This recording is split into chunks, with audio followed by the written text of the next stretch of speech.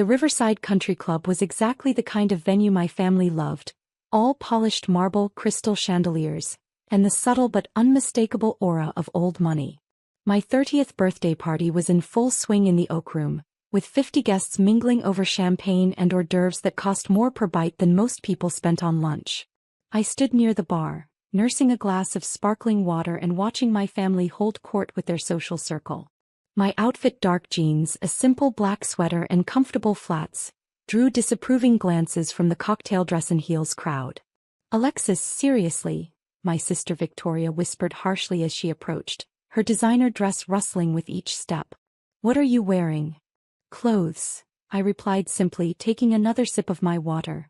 "You look like you're going to a casual Friday at some office job," she continued, her voice dripping with disdain. "This is the Riverside Country Club. There are standards." My mother, Patricia, joined the conversation, her own perfectly tailored outfit complementing her equally perfect disapproving expression. "Alexis, honey, Victoria's right. This is your birthday party.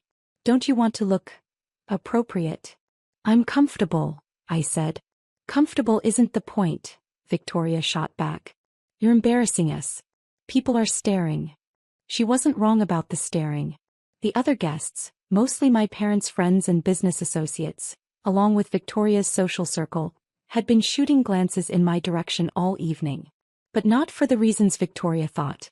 "Look," Victoria continued, clearly building up steam, "I know you're going through a rough patch financially, but we could have lent you something decent to wear. Or at least given you money to buy an appropriate outfit." My rough patch. That's what my family had decided to call my current life situation. I'd been deliberately vague about my work for the past 2 years, telling them only that I was consulting in the tech sector, and letting them draw their own conclusions about my success level. Those conclusions, apparently, included assuming I couldn't afford proper party attire. "Victoria's right," chimed in my cousin Bradley, appearing at her elbow with his trademark smug expression. "I mean, I get that not everyone can be successful, but there's no reason to broadcast it." Bradley worked in finance and never missed an opportunity to remind everyone about his 6-figure salary and luxury lifestyle. He'd been particularly condescending toward me ever since I'd declined his offer to put in a good word for me at his firm. "Maybe next year we should just do a family dinner instead," my mother suggested diplomatically. "Something more intimate." Translation: something where my inappropriate presence wouldn't embarrass them in front of their friends. "Or," Victoria said, warming to her theme, "maybe Alexis could make an effort to dress like she belongs in adult society. I mean, how hard is it to buy one decent outfit?" Several nearby guests had stopped their conversations to listen, clearly enjoying the family drama. I recognized most of them wealthy families from the country club circuit, business leaders from the city's elite circles, politicians and their spouses. "You know what?" Victoria said, her voice getting louder and more animated. "I'm tired of making excuses for you. We all are. It's time you stopped embarrassing this family and got your act together." "Victoria," my father Robert said warningly, but she was on a roll now. "No, Dad, this needs to be said. Look around this room. Everyone here has built something meaningful with their lives. Everyone here understands what it means to be successful, to contribute to society, to dress appropriately for social occasions." She gestured broadly at the assembled guests. "And then there's Alexis showing up in clothes that probably came from a discount store, with no real job, no real prospects, no apparent understanding of how to function in the adult world." The room had gone noticeably quieter, with more people openly watching our conversation now. "I mean," Victoria continued, clearly enjoying her audience, "at what point do we stop enabling this behavior? At what point do we say enough is enough?" My Uncle Charles, Victoria's father-in-law, nodded approvingly. "Victoria's got a point. Sometimes tough love is what people need to hear." "Exactly," Bradley agreed. "Maybe if Alexis faced some real consequences for her choices, she'd be motivated to change." I finished my sparkling water and set the glass on a nearby table. "What kind of consequences did you have in mind?" "Well," Victoria said, clearly pleased that I was finally engaging, "maybe no more family events until you can show up appropriately dressed. Maybe no more financial help from Mom and Dad. Maybe it's time you learned to sink or swim on your own." "Financial help?" I asked. "Don't play dumb, Alexis. We all know you've been struggling. There's no shame in needing help, but there is shame in taking help and then not making any effort to improve your situation. The irony was almost overwhelming. My family had been so convinced of my failure that they'd apparently convinced themselves they'd been supporting me financially.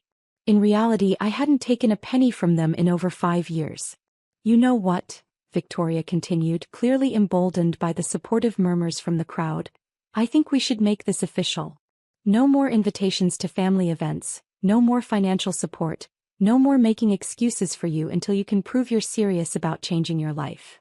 I second that motion, Bradley said with a theatrical flourish.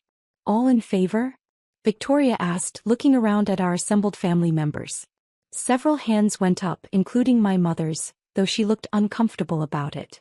Motion carried, Victoria announced triumphantly. Alexis, you're officially cut off until you get your act together. The room buzzed with whispered conversations as people processed what they'd just witnessed.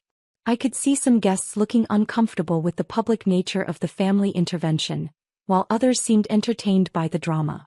That's when I heard the commotion at the entrance to the Oak Room. Excuse me, sir, this is a private event. I could hear the country club's event coordinator saying to someone. I'm here for Alexis Chen's birthday party, came the reply in a familiar voice. I'm her business partner.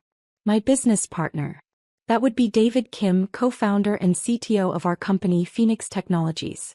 David, who was probably worth more than everyone in this room combined. David, who had no idea he was about to walk into a family intervention about my supposed failure in life. I can check with the family about adding you to the guest list, the coordinator was saying. That won't be necessary, I called out, moving toward the entrance. He's with me. David walked into the Oak Room with his characteristic energy, dressed in his usual casual style, jeans, sneakers, and a simple button-down shirt.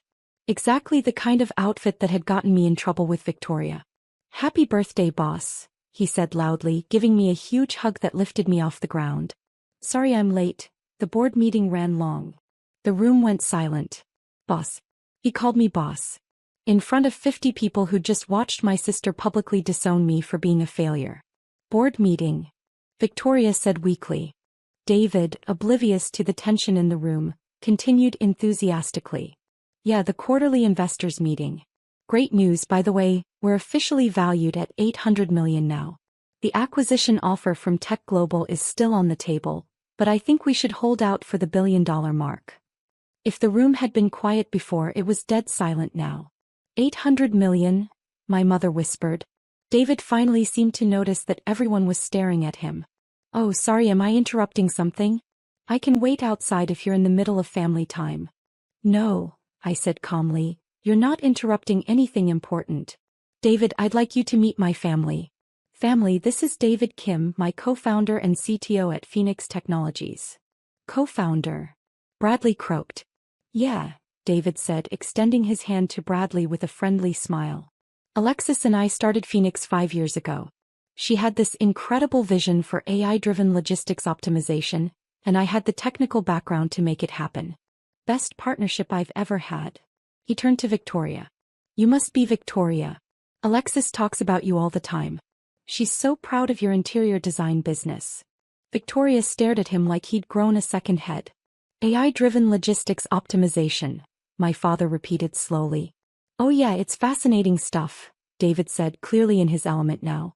Alexis identified this massive inefficiency in how companies manage their supply chains. We developed algorithms that can reduce shipping costs by up to 40% while improving delivery times. The demand has been incredible. How incredible? My Uncle Charles asked. Well, we're working with about 60% of the Fortune 500 companies now, David replied casually. Last quarter's revenue was around 97 million. This quarter's looking even better. I watched my family's faces as they processed this information. Victoria looked like she might faint. Bradley's mouth was hanging open. My mother was gripping her champagne glass so tightly I was worried it might shatter. Alexis, David continued, did you tell them about the Tech Global acquisition offer? Because I know you were excited about having the option to cash out if you wanted to focus on the new venture. New venture? My father managed to ask.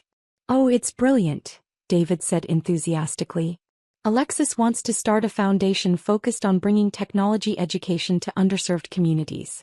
She's already identified 12 cities where we could make a real impact. He pulled out his phone.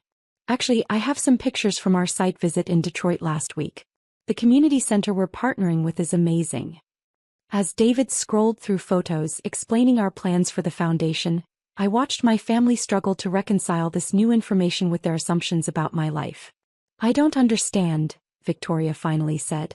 If you're successful, why do you dress like I don't care about impressing people? I suggested. Well, yes. David laughed. Oh, that's classic Alexis. She says expensive clothes are just expensive distractions. She'd rather spend money on things that matter. Things that matter? My mother asked weakly. Like the scholarship fund she set up at the university, David said. Or the coding boot camp she sponsors for kids who can't afford traditional computer science education. Or the environmental initiatives Phoenix supports. He showed them his phone screen. This is from the groundbreaking ceremony for the solar farm we funded in Arizona. Alexis insisted on being there even though it meant flying back in time for a major client presentation. I could see the wheels turning in my family's heads as they tried to process this complete reversal of their understanding of my life. But you said you were consulting, Bradley said weakly. I am consulting, I replied. Phoenix Technologies is a consulting company. We consult with Fortune 500 companies about optimizing their logistics operations. When you said tech sector, Victoria said, we thought you meant, like, tech support or data entry or something. Why would you think that?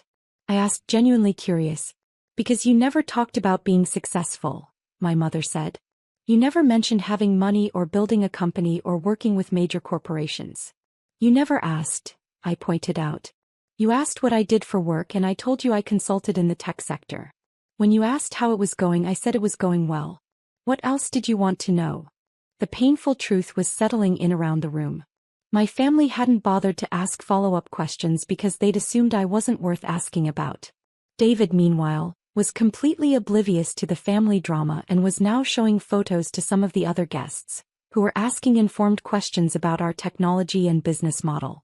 Oh, you work in supply chain management? David was saying to one of my father's business associates. You should talk to Alexis about Phoenix's services. We might be able to help optimize your operations. The man looked over at me with new interest. Your company handles supply chain optimization? Among other things, I said. We should set up a meeting, he said, pulling out his business card. I've been looking for solutions exactly like what your partner described. More guests began approaching and I found myself in several conversations about Phoenix Technologies, our services and our growth plans. These were the same people who'd been watching Victoria publicly humiliate me 20 minutes earlier. Victoria stood frozen in place, clearly struggling to process what was happening. Alexis, she said quietly, approaching me during a brief lull in conversations, I need to understand something. What's that? If you're this successful, why didn't you tell us? Why let us think you were struggling? I considered how to answer that question honestly. Victoria, what did you assume about me when you saw me arrive tonight in jeans and a sweater? I assumed you couldn't afford better clothes. And when I told you I worked in tech consulting, I assumed it was some kind of entry-level position. And when I didn't talk about money or success or luxury purchases, I assumed you didn't have any money or success or luxury purchases. Right. So the question isn't why I didn't tell you about my success. The question is why you assumed I was a failure. Victoria looked stricken. I don't know. I do, I said gently. You assumed I was a failure because I don't perform success the way you expect successful people to perform it. What do you mean? I mean, I don't wear expensive clothes to prove I can afford them. I don't talk about money to prove I have it. I don't name drop clients to prove I'm important. You interpreted my lack of performance as evidence of failure. David rejoined our conversation, having finished his impromptu networking session with the other guests. This is a great party, he said to Victoria. You really know how to put together an event. Alexis is lucky to have such a thoughtful sister. Victoria looked like she might cry. David, I said, Victoria was just asking why I don't talk more about Phoenix and our success. Oh, that's easy, David replied. Alexis says successful people don't need to announce their success because their work speaks for itself. She says if you're spending time convincing people you're successful, you're not spending time actually being successful. He grinned at me. Plus, she's always said that the best way to find out what people are really like is to let them assume you're not important. Shows you who treats people well regardless of status. The silence that followed was profound. My mother finally broke it. Alexis, honey, we owe you an enormous apology. Yes, we do, my father agreed, approaching our group. We made terrible assumptions and we treated you poorly based on those assumptions. We had no right to judge you, Victoria added, her voice shaking. And we definitely had no right to publicly humiliate you at your own birthday party. I'm glad you see that now, I said. But why didn't you correct us? Bradley asked, joining the conversation. Why didn't you tell us we were wrong about your situation? Because I wanted to see how you'd treat someone you thought was unsuccessful, I replied. I wanted to know if my family would support me and love me regardless of my financial status. And we failed that test completely, my mother said, tears in her eyes. Yes, you did. David looked confused. Wait, what test? What are you all talking about? Before you arrived, I explained, my family was in the process of cutting me off from future family events because they thought I was a failure who was embarrassing them. David's expression shifted from confusion to anger. They what? It's okay, I said quickly. They know better now. No, it's not okay, David said firmly, turning to face my family. Alexis is one of the most brilliant, generous, hardworking people I've ever met. She built a company from nothing, she's created hundreds of jobs, she's donated millions to charity, and she's planning to give away even more through the foundation. He shook his head in disbelief. And you were ready to cut her off because she wore jeans to a party? We made a mistake, my father said quietly. A terrible mistake. You made multiple mistakes, David corrected. You made assumptions about her based on superficial observations. You treated her poorly because you thought she wasn't successful. And you publicly humiliated her instead of supporting her. David, I said, they understand now. Do they? He asked, still angry. Because I'm having trouble understanding how anyone could spend 5 minutes with Alexis and not realize she's extraordinary. Victoria stepped forward. You're right to be angry with us.